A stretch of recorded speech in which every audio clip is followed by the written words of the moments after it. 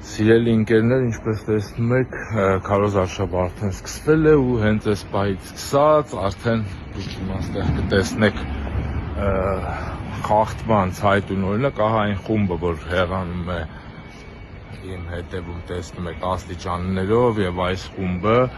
հասարակական կարգի պաշտպանության, այսպես քաղաքապետարանի այդ գրասենյակի աշխատակիցներն են, ովքեր աշխատանքի ժամին ահա փակցնում են սրտիկով պլակատը. Հիմա դուք տեսնում եք աստիճանը մոտները, նաև այնտեղ է բաժնի պետը նրանց,